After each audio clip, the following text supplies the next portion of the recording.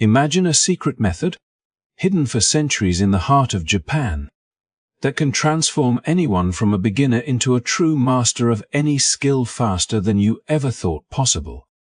This is not about luck, talent, or genius. It is about a disciplined path known as Shuhari, a three-stage journey that unlocks the way humans learn at the deepest level. Shu, the first stage, teaches you to follow and repeat with absolute focus. The second stage encourages you to adapt and innovate, blending your own creativity with proven wisdom. Finally, the ultimate stage allows you to transcend techniques entirely, responding to any situation intuitively, as if your skill flows through you naturally. Most people never reach true mastery because they skip steps, chasing shortcuts or instant results. But the Shuhari method is different. It demands patience, humility, and unwavering commitment, but the reward is extraordinary. Imagine playing a musical instrument, coding, speaking a new language, or even building a business, and feeling as if your actions are instinctive, precise, and effortless. That is the promise of Shuhari. In today's video, you are going to follow the story of a young apprentice who dared to walk this path in feudal Japan, discovering the secrets that turned him from an ordinary student into a legendary master. Along the way, we will explore how you can apply these same principles to your own life. Whether you are learning a new skill, pursuing a passion, or striving for excellence in your career. Before we dive in, make sure to like this video, subscribe to the channel, and hit the bell icon so you do not miss any of our future insights into mastery, learning, and personal transformation. Trust me, by the end of this journey, you will see why the Shuhari path is not just about skills, it is about becoming the person capable of mastering anything.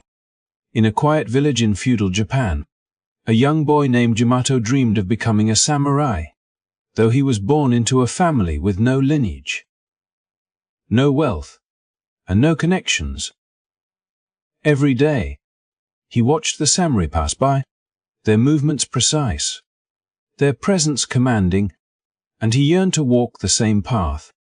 Driven by obsession, he picked up a wooden sword and began to practice alone, thinking that sheer determination and endless hours of self-study could substitute for real guidance. He mimicked what he saw, studied ancient texts, memorized strategies, and absorbed the codes of honor. Yet no matter how hard he tried, his movements remained awkward, unrefined, and disconnected. Weeks turned into months, months into a year, and Yamato realized with a painful clarity that knowledge alone could not shape mastery. Understanding the theory of a skill meant nothing if the body had not been trained to internalize it. It was then that an old samurai, gray-haired and scarred by battles of the past, appeared one afternoon while Yamato practiced in the clearing. His presence was calm but commanding, and his gaze seemed to pierce through Yamato's every intention and mistake. "Your stance is wrong. Your breathing is wrong. Everything you do is wrong," he said simply, handing Yamato's wooden sword back with a sense of solemnity rather than judgment. In that moment, Yamato felt a mixture of shame and relief, for he finally understood that his struggles were not the result of laziness or lack of effort, they were the natural consequence of learning without direction.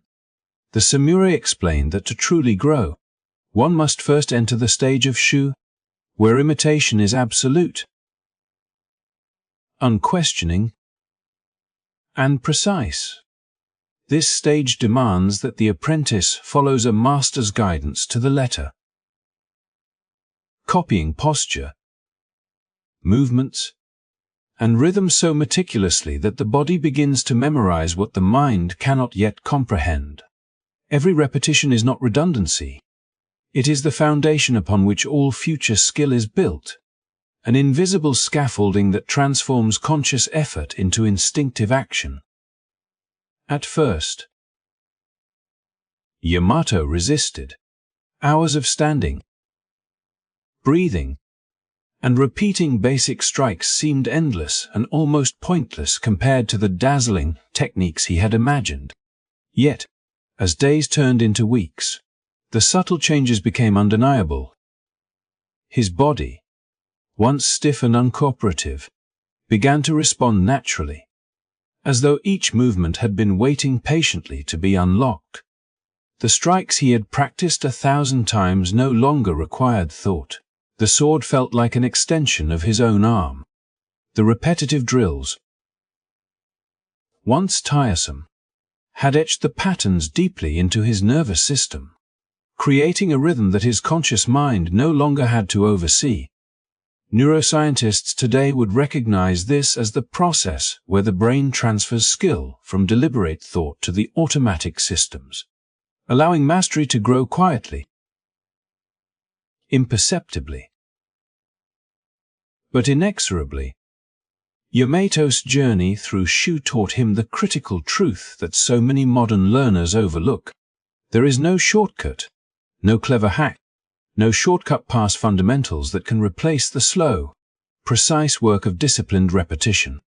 To master anything, one must embrace humility, acknowledge what one does not know, and surrender to the guidance of those who have walked the path before. Each exacting repetition, each moment of silent imitation, each correction from the master built a foundation stronger than any self-taught innovation could achieve alone. By surrendering his ego and trusting the process, Yamato discovered that mastery does not begin with brilliance or creativity, it begins with obedience, patience, and the willingness to let the fundamentals become so ingrained that they guide every action naturally, forming the bedrock upon which true skill is constructed. This stage, though invisible to onlookers, is what separates the occasional performer from the master, the fleeting dabbler from the lifelong expert. Without it, knowledge remains superficial, techniques remain unrefined, and ambition stalls in frustration. Yamato's experience shows that true mastery is never accidental. It is the product of painstaking devotion to the basics, repeated until the body and mind are inseparable in understanding, and only then can one progress to adapt, innovate, and eventually transcend. Months of relentless practice had transformed Yamato from a clumsy, self-taught boy into a disciplined apprentice whose body moved with precision and instinct. The once heavy wooden sword now felt like an extension of his own arm, his strikes flowing naturally, his posture unwavering, and his breath synchronized with every motion. He had entered the realm of Shu, where repetition forged unconscious mastery, yet the journey was far from complete. The old samurai, observing silently, understood that true mastery required not only obedience but the courage to go beyond imitation, to step into the stage of Ha, where the student begins to internalize the wisdom behind the forms and experiment with their application. The transition was subtle at first. Yamato began to notice patterns and principles embedded within the techniques he had practiced tirelessly. He saw how a low stance conserved energy and allowed swift movement, how a horizontal strike could be combined with a subtle shift of weight to counter unexpected attacks, and how timing, rather than brute strength, determined the effectiveness of every maneuver. His master introduced him to another teacher, whose style contradicted everything Yamato had learned so far. Where his first instructor emphasized patience, minimal movement, and controlled strikes, the second embraced aggression, high stances, and explosive attacks.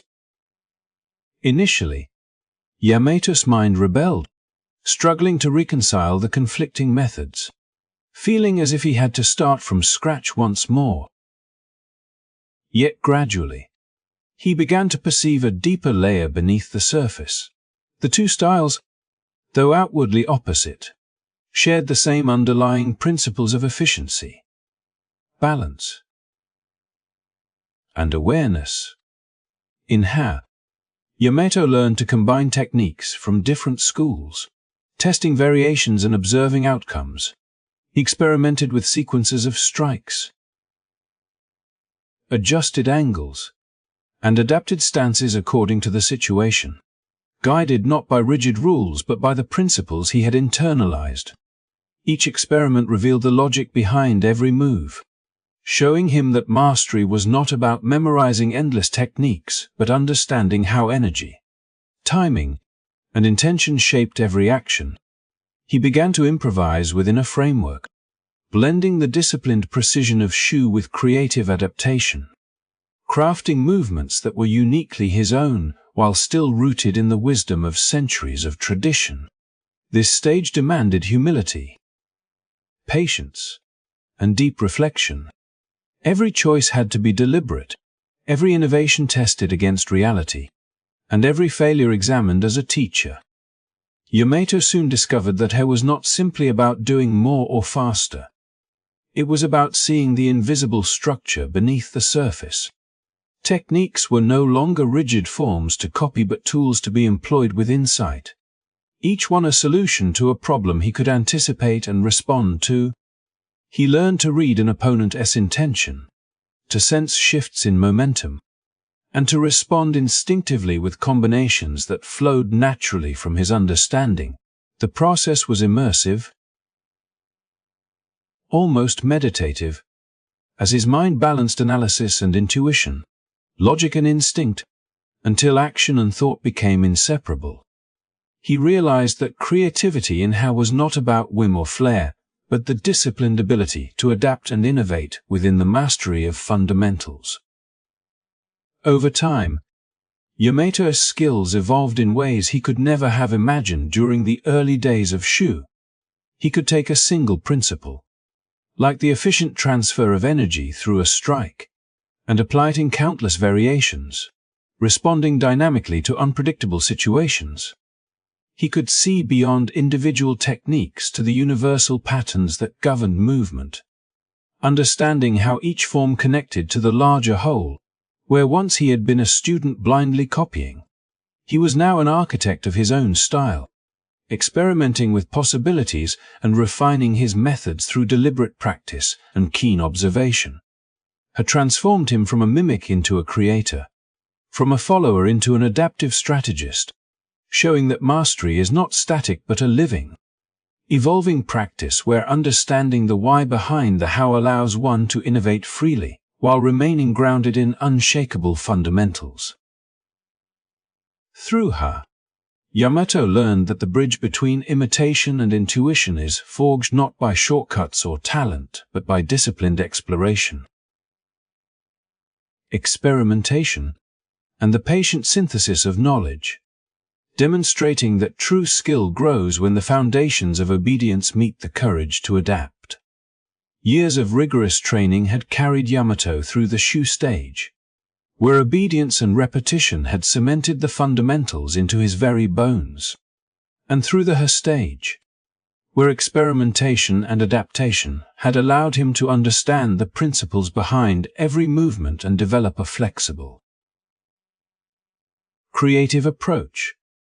Yet even as he mastered countless techniques and blended contrasting styles into a coherent and effective fighting method, the samurai knew that the final, transcendent stage awaited, a stage so rare that few ever reached it. This was where mastery transcends rules, forms, and deliberate thought, and skill becomes a living, breathing extension of the practitioner's body and mind. At first, the idea seemed impossible to Yamato. How could one act without consciously choosing a technique, without thinking through sequences or analyzing the opponent's movements? The mind had always been his guide, his planner, his critic, and now he was being asked to step beyond it. His master explained that in Ri, there is no thought of now I do technique or now I combine techniques B and C. The body simply responds to the moment with complete understanding, drawing on every lesson absorbed in the prior stages. It is a state where the conscious mind, which once labored over movements and decisions, quietly steps aside, allowing instinct, intuition, and deep-seated skill to dictate every action. The movements flow naturally, effortlessly, and perfectly, as if the body itself knows the way, without interference from doubt or hesitation. Yamato's first experiences with Rai were chaotic. Facing multiple opponents in sparring exercises, he tried to rely on memory and technique, yet the complexity of the situation often overwhelmed him. But over months, years even, something remarkable began to happen. The distinctions between individual techniques began to dissolve. A block, a strike, or a thrust no longer existed as isolated maneuvers but as natural responses to the unfolding reality in front of him. His mind no longer deliberated or commanded. His body, trained to perfection, enacted the correct response before the mind even recognized the challenge. Each action was precise, fluid, and completely appropriate to the moment, as though the lessons of decades had crystallized into a singular, living intelligence. It was during one particularly intense encounter that Yamato truly understood the nature of Ri. Surrounded by 3 skilled adversaries, his body moved in perfect harmony with the chaos around him. He blocked, evaded, and countered simultaneously, each movement flowing seamlessly into the next. When the confrontation ended, all 3 opponents were disarmed and on the ground, while Yamato stood calm, his breath steady, his might. Not once had he thought about a specific technique. There had been no conscious strategy or calculation. It was as though the skill itself had manifested through him, expressing a deep understanding that was no longer his own but inseparable from him. Neurologically, what Yamato experienced aligns with what modern science has discovered about elite performance. During true mastery, activity in the prefrontal cortex, responsible for deliberate decision-making, diminishes, while older brain structures take over, allowing automatic, flawless responses. In this state, knowledge and conscious thought no longer constrain the practitioner. Skill expresses itself naturally and completely, a unity of mind, body, and experience. Yamato's swordsmanship was no longer a collection of learned techniques or consciously applied strategies, it was life itself responding with instinctive perfection. Rai revealed the ultimate truth of mastery. The path through Shu and How was not about accumulation or cleverness, but about transformation. Only by fully obeying, then fully understanding, and finally letting go, could a student move beyond imitation and innovation to the pure, intuitive expression of skill. Yamato had become more than a master of techniques. He had become a living embodiment of the art, responding to every moment with the wisdom of a lifetime and the fluidity of instinct, demonstrating that the pinnacle of mastery is not the knowledge of moves but the effortless, natural expression of all that has been learned and internalized. Long after Yamato had reached the heights of Rai in his martial training, he began to notice patterns that extended far beyond the dojo. The same principles that had guided his journey from novice to master seemed to resonate in every field he observed, from music and painting to programming, business, and even the mastery of language. In the practice room, he had first learned to obey and imitate, then to adapt and innovate, and finally to transcend conscious thought, letting his body respond instinctively. Now he saw that this structure Shu Ri was universal, a roadmap to excellence in any discipline.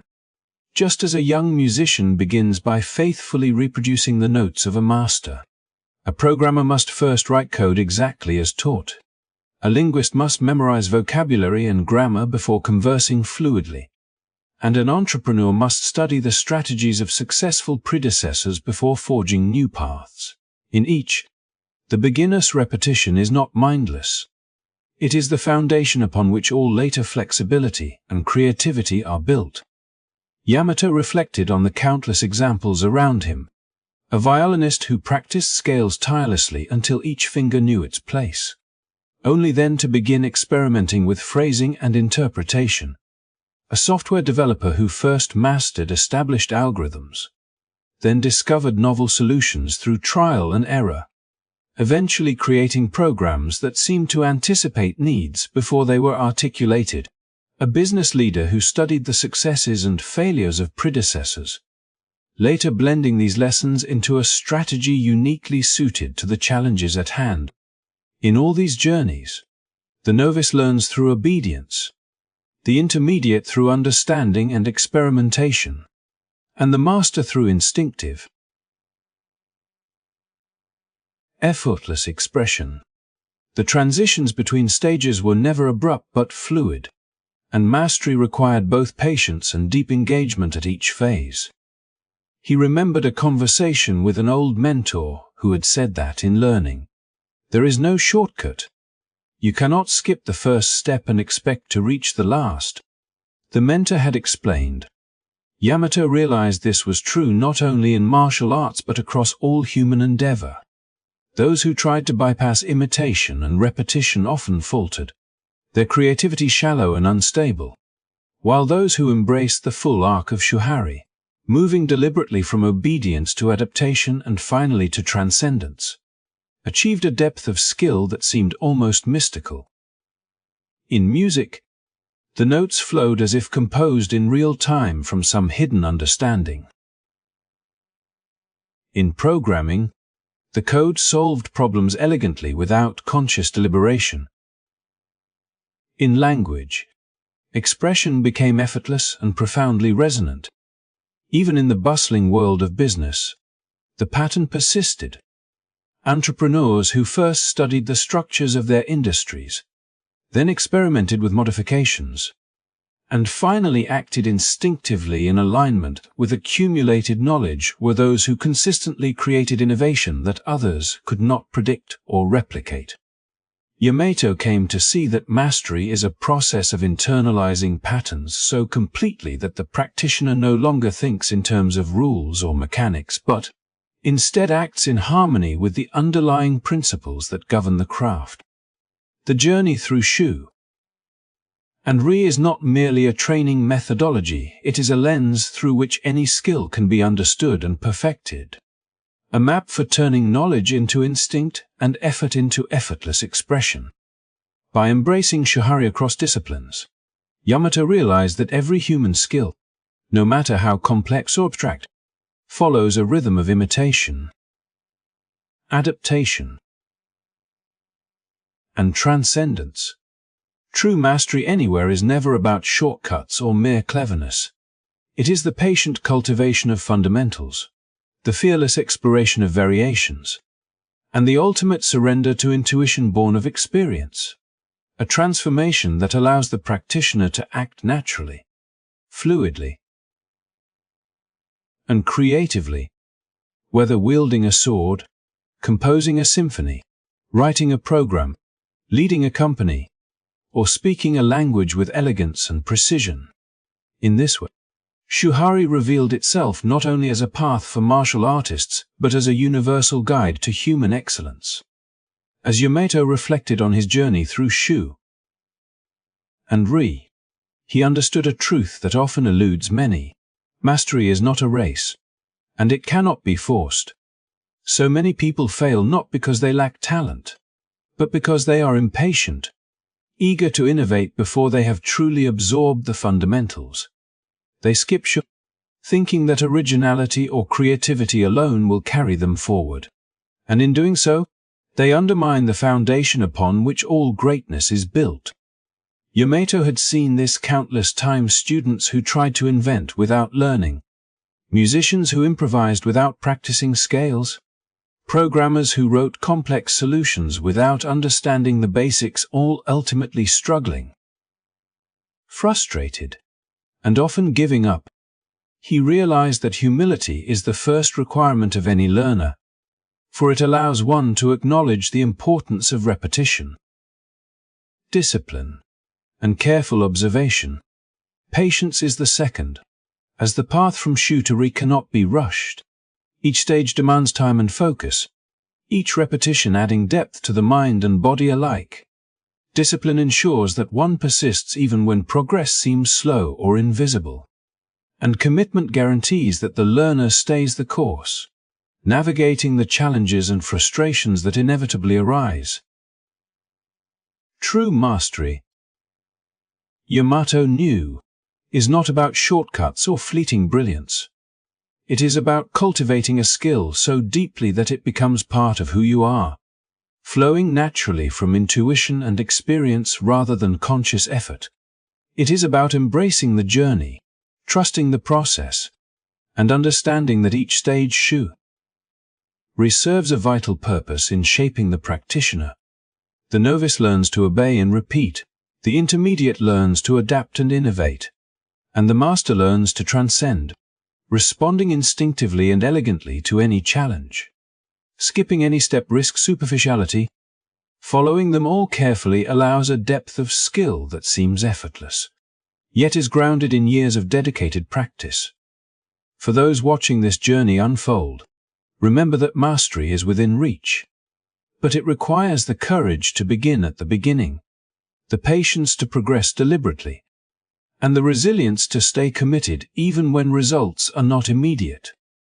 Every moment spent learning, every mistake embraced, every repetition executed with care contributes to a transformation that is far more profound than mere knowledge. It becomes a part of your very being. Whether you are learning a musical instrument, honing a craft, developing your career, or mastering any skill, the principles of Shuhari offer a timeless roadmap. Follow, adapt, transcend. Thank you for joining me on this exploration of Shuhari and the journey toward true mastery. If you found value in this story and the lessons within, make sure to hit the like button, subscribe to the channel, and turn on notifications so you never miss another insight into the path of learning and personal growth. Your support allows us to continue sharing meaningful stories and timeless wisdom. And together, we can cultivate mastery in every aspect of life. Remember, every great journey begins with a single, humble step. Take yours today.